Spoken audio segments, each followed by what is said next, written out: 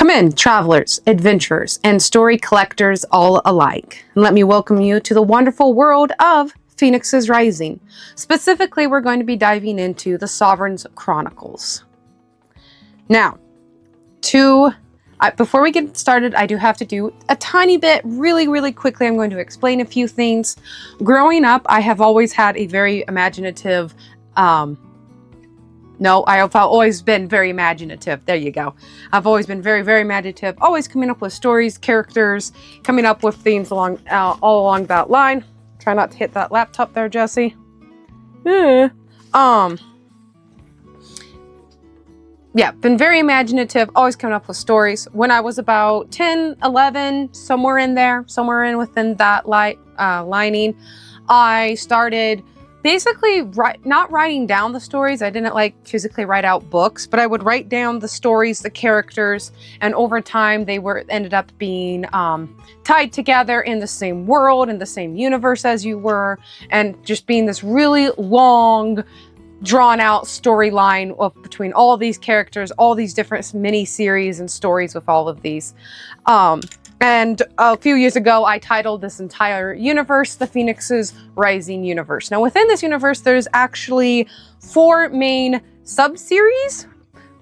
I don't know how to word this. There are 4 series. Maybe it would be better if I undid this one. Nope, that made it worse. I'm sorry about the lighting. It's really bothering me, but I really don't know what to do to fix the lighting. Anyways, there's 4 main series that make up this entire world. The first one and the main one being the Sovereign Chronicles. There's also A Girl and Her Starship, the Phoenixes, and the Renegades. And then there are some miscellaneous stories that follow certain characters that just kind of pop in and out of previous established worlds and everything. Maybe this one. If I do this, will that help with the lighting? No. I think it'll make it worse. I think I'm just gonna have to deal with the bad lighting. Make it more mysterious anyways. So, as I said, we're going to be starting with the Sovereign Chronicles. This is the main series, the big thing. Real quick, I do want to say, because these stories are stories that I created when I was really little, or some of them anyways, I created when I was really young. There are some parts of these stories that are a little bit weird and out there, especially in the original first handful of stories. It's a lot that I came up with when I was on the younger side. This storyline between everybody has been going on for from when I was young to now. I still very much so dive into this world whenever I have a new plot line or character I want to introduce or something along that line. Sorry, wrestling papers here. So I very much so still dive into here making these stories and everything. But because I made a lot of these storylines, specifically the story we're going to talk about today, when I was really little, there are some little things in it that are just kind of weird, but I've got no desire to change it because these stories were such a big part of my childhood. I have no desire of changing them or rewriting them where they make more adult sense. So, with that said, welcome to Sovereign Chronicles again, which isn't. But specifically, we'll be talking about Lady Teresa Esther Andrew Summer Valor, Sovereign of Azarium, friend to Iron Skies, and protector of Harmony Shores. So, to begin this wonderful little story of mine, to begin our main characters spread throughout this entire world's story, we will have to introduce ourselves to Teresa. Teresa was born somewhere in Portland, Oregon. She was probably actually born in Portland, Oregon itself, sometime during the 1990s. I'm bad at dates, and I'm actually not that great at world building either. So don't expect a lot of coherency when it comes to times and stuff along that line. But she was born and almost immediately put up for adoption as a baby. She was given the name Teresa, and that was the name that she was put up for adoption under. No last name, though. So sealed records, I believe, would be the technical term for what I am looking for. She was adopted not too long afterwards by the Summers family. Sorry, I just now remembered I need the sheet with all the names out because I'm bad at remembering names. I have no idea why it got buried. All right, so she was almost immediately adopted by the Summers family, Henry and Susan Summers. So, what? Okay, it's an outdated family tree. Don't worry, I will do a full-fledged family tree eventually. But anyway, so adopted by the Summers. The Summers already have 3 sons, Frank, Matthew, and Jerry Summers, all of which are older than Teresa herself is. So Teresa was raised outside of Portland, not too far outside of Portland, Oregon, with her family. Henry Summers, is a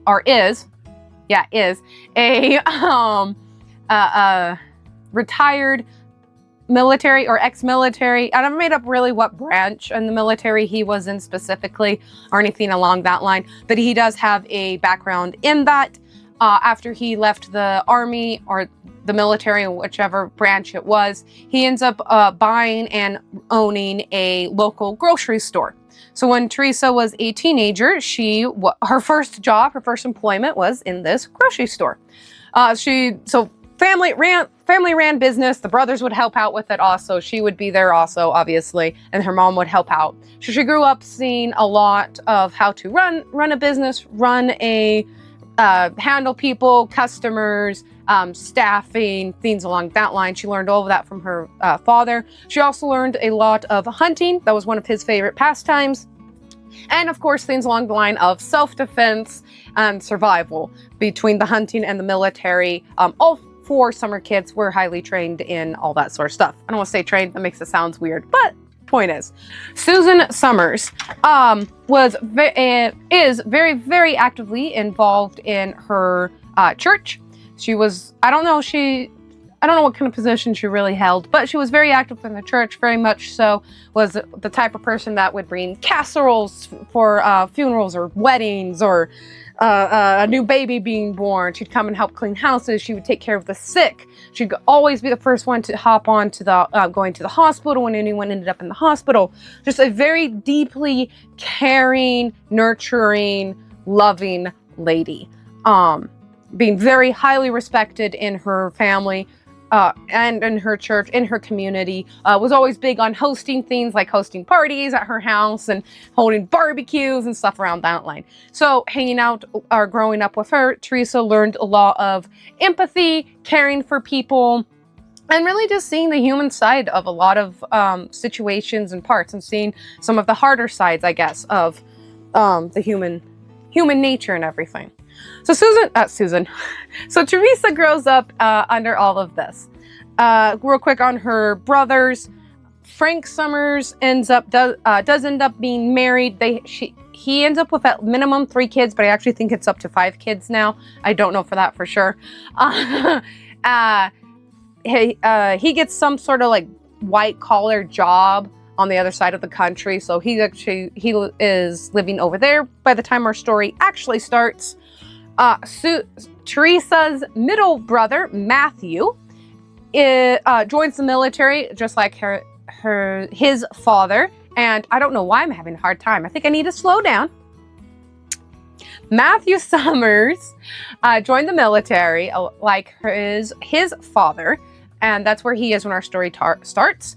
And her younger older brother, the brother closer to her in age, but still older than Teresa herself, is actually working to take over the family business, aka the the grocery store. So that's where the brothers are when our story starts. When Teresa was about 16, 17, that age right before you're an adult, you're trying to think of what you're going to do after you graduate and you get through and you become an adult. Teresa always knew deep in her heart that she would eventually just end up being married, settling down, and then probably a lot like her mother, helping her husband run a family business, being very active in the community, very active within her church. She kind of always knew or assumed that's where she would end up. But before she did that, before she really settled down and became her mom, basically, she wanted to do something exciting. Just for like that small period in between when 18, 19, somewhere in there was her original plan. She wanted to just go do something, live a little bit, I guess, before she ends up settling down. So by the age of 16, she starts saving money and putting plans into action, coming up with plans, figuring out what she wants to actually be doing. She decides and settles upon wanting to bike across the states and as her grand adventure after graduation. So she starts training on that, being able to bike for long periods, building up endurance, stuff along that line, and then just planning out the trip like minute by minute details, saving up money. And then by the time she's 20, she's able to finally put her plans into action. And that is where our story with Teresa actually, finally, sorry Teresa, don't mean to be too rude on you, finally begins. So about a week into her trip, she's she's going through the mountains there. She's probably closer to, I don't know, Idaho, or maybe into Montana. Maybe she's going downwards. I don't know. Never put a lot of thought into that part of the storyline. I should have, but I didn't. Teresa is out biking. There's a storm on the horizon. She's going through the mountains. Take this opportunity really, really quickly to describe her. Teresa has very long blonde hair. So it goes down to like mid-back that she always keeps up in a braid usually. She's pelled, not like pelled skin, but she's white, she's Caucasian. Kind of on the taller side, but still average for a lady. She's probably about 5'6" or 5'7", somewhere within there, a little on the tall side. Very physically fit, because again, she's been basically training herself to do this trip for quite a while now. And she's got dark green, beautiful eyes. So just a quick little, and she'd be wearing athletic clothing just to set the stage a little bit. The storm hits and she finds herself spending the night inside a little like cave that she finds on the side of the road. Yes, I know. I have no idea if that's a legit thing or not. Just roll with it. There's going to be a lot of random stuff like that. Who knows? She's spending the night in the cave. She starts a fire not too far away from the entranceway. It's crackling. The sun has set. Rain is pounding against the rocks outside against the doorway. It's not too cold, but it's a little cold, a little damp inside the cave. But she's huddled close to the fire, wrapped in one of her more thicker coats, or maybe in a blanket. She's huddled close to it as she hears all of this high up in the mountains, surrounded by mountains and trees and the rain. She finally drifts off to sleep with thoughts of the future, wondering, curious what her future will actually hold and what she would actually be doing come the future. And she is immediately jerked awake by two sets of hands grabbing her and forcing her to her feet. First thing she noticed is the sun beating down heavily on her, bright sunlight beating down on her through very tall and skinny white trees. No mountains are in sight. She is on the valley floor of some forest that she does not recognize in any way, shape, or form. She is being held by two people, two tall guys. She can't really get a good look at them because they're holding her. Holding upright, her hands are behind her back. And in front of her is this woman, which I don't know where I'm going to insert the picture. I think I'm going to insert the picture here above my little laptop here. In front of her is this woman. A very tall lady, taller than herself. She's probably close to the 6 foot mark. Beautiful dark skin and two very pointy ears. Green dress, green armor, sword drawn, kind of very much so threatening her. For the record, she later finds out her name. This lady is Lady Shalista. Yeah, that was her name. I had to remember for a moment. I'm bad at names. Lady Shalista.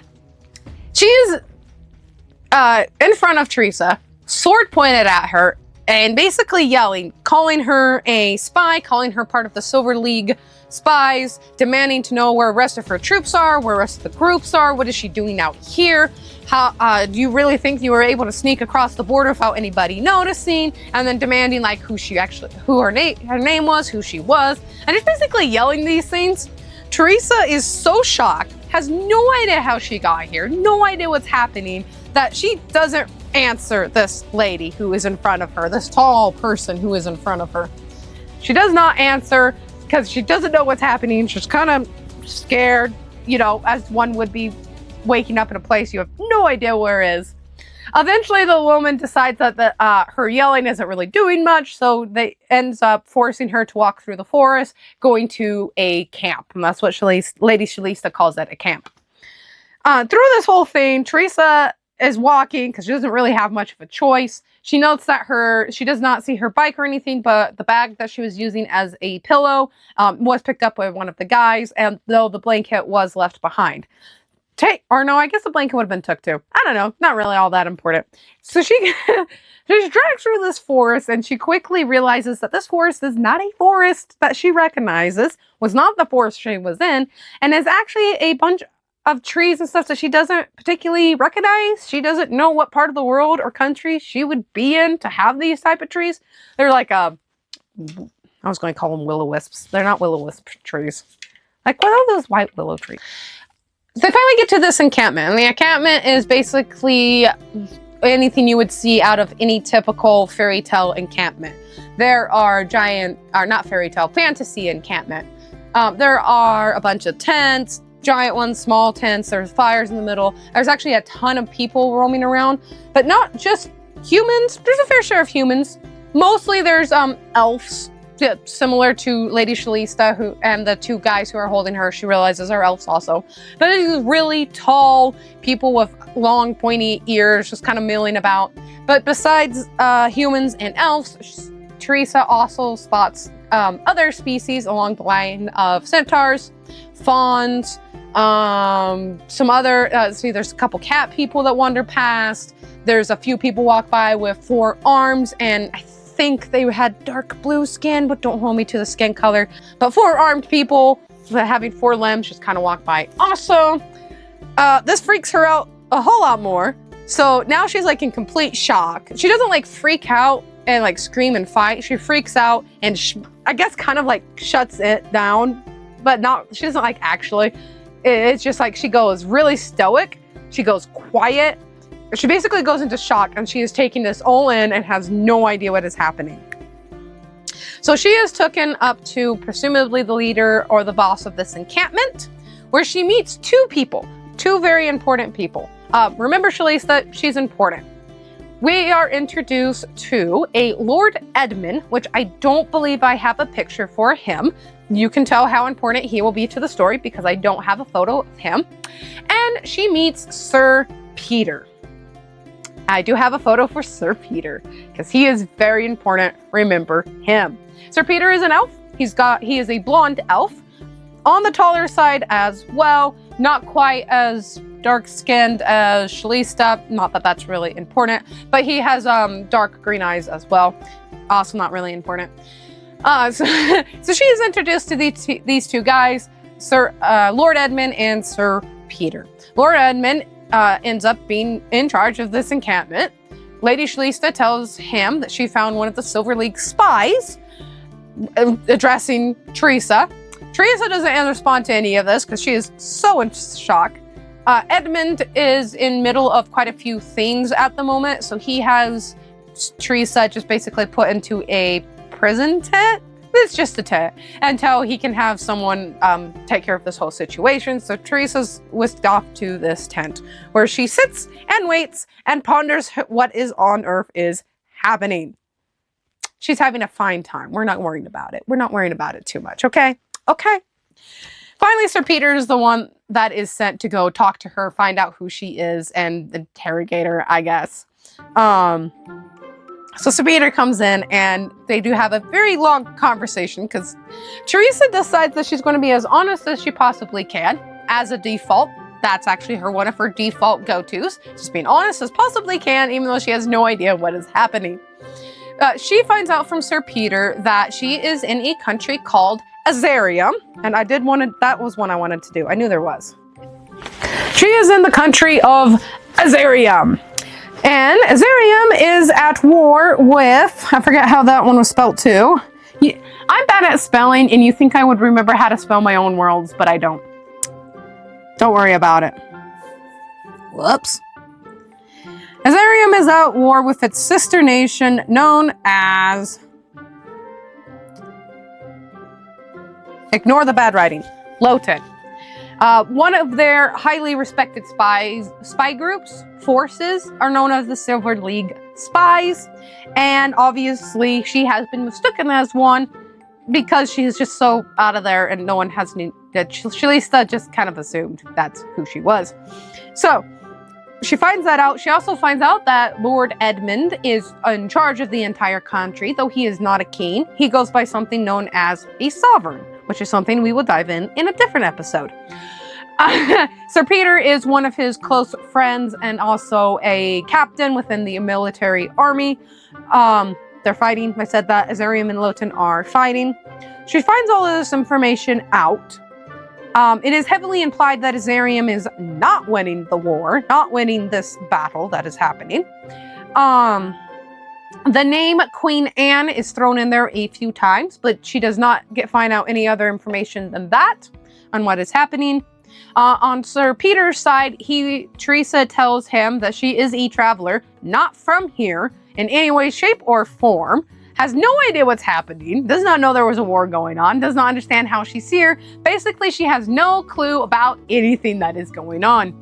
Sir Peter ends up actually believing her for multiple reasons, one of which being her dialect and her clothing and just everything. Obviously, she is not from this part of the world or this world. And another thing that Teresa finds out more about in other stories, he ends up believing her because she's not the first one. She's not the first story to just kind of randomly have thrown in here. With this knowledge, she's a little bit more forthcoming with the fact that she's pretty sure she's not even from this world. Sir Peter kind of implies it, and she kind of implies the answer to that is yes, but neither one of it fully say that that's what's happening, but it is heavily implied between the two of them. And again, he kind of believes her because he has seen or he has heard stories similar to this. But because they don't have no idea if she can be trusted, if she's telling the truth, anything along that line, for the moment, until they can decide something other, I guess, she is going to be staying, not as a prisoner, but she's not allowed to leave.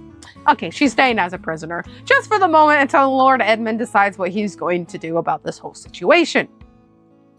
So Teresa has found herself in this very interesting, complicated, situation where she's in another world and she has no idea what's going on. Hello. As some of you probably know, I really enjoy photography. I love capturing funny, awesome moments with me and my family. I love taking pictures of the fun things that we get into and just all sorts of mischief and cool experience. But I also really enjoy taking pictures of this beautiful world that we live in. I've been doing this for quite some time as a hobby, so I have quite a few photos that are in my little collection. I thought it would be kind of fun to share them, so I've signed up with Fine Art America and made my own little profile. Also kind of made my own little website. I have 25 unique photos that are uploaded right now. You can get them as prints, as canvas prints, as metal prints or wooden prints, but you can also get them as everyday household items. Like a notebook, or maybe even some greeting cards. But you can also get them on other stuff like pillows, blankets, mugs. Some of the prints are on t-shirts, all sorts of really cool, awesome stuff, including stickers and puzzles. Go check it out. Back to the video. That night, the first night of her being in Azarium, the encampment is attacked by Loten's army here. It is attacked. There's a lot of fighting, and a fire is eventually set on part of the encampment. Encampment does catch on fire. Throughout all of this that is happening, Teresa makes her escape. Her stuff had been given back to her for the most part. I think she had a pocket knife and that wasn't given back. But her bag with all her other stuff was given back to her. She snatches it up and she takes off into the forest, running basically for her life. I did say that this timeline I wrote out a long time ago. This first story I also have rewritten so many times. It's crazy. She ends up spending the night, I don't know, under a tree, hiding, probably crying, probably freaking out just a little bit on what's going on. By morning time, she is very tired, she's hungry, but she does manage to pull herself together. After spending probably quite a few hours of praying and crying, she pulls herself together. She makes a resolve to, she's here, so she might as well, you know, figure out where here is and figure out what's the best thing, her next course of action being. So she ends up following the stream that she finds. She ends up following a river, basically, downstream. Eventually comes across, I have written down a town, but I remember the story going that it was a farm. So I don't know which one of it is the canon version, but basically she comes across people, other people. They have no idea who she is. She has no idea who they are. She kind of, you know, just kind of staying out of the way. Again, she's not really dressed like remotely like anyone else here is. So she's kind of hiding out. The town or farm, whichever one it is, because again, I have two different storylines in my head. I don't know which one ended up being the canon one.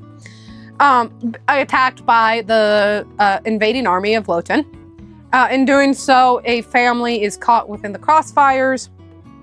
Teresa kind of freaks out of all of this. She's hiding, but she's watching this happen. She's watching people are being basically rounded up. They start getting like executed or dragged off to probably enslavement or stuff along that line. She's hiding behind either a statue or on a roof. Again, two different storylines that I don't remember which one's the canon one. And she hears this person behind her, kind of freaks her out. She spins around. Is this guy? He's wearing a mask. He's slightly older. No, he's not wearing a mask. That was someone else. Sorry. Turns around and there's this slightly older knight gentleman. And I actually think I have a picture of him. Here he is. Older gentleman. She presumes he's human, but she doesn't actually know for sure on that. And he's holding a crossbow, and he gives the crossbow to her and tells her that she needs that to survive. And then he turns around and walks off. That's it. The weirdest interaction she's had this entire time. No idea what he was talking about. No idea why he did that. She is rather confused.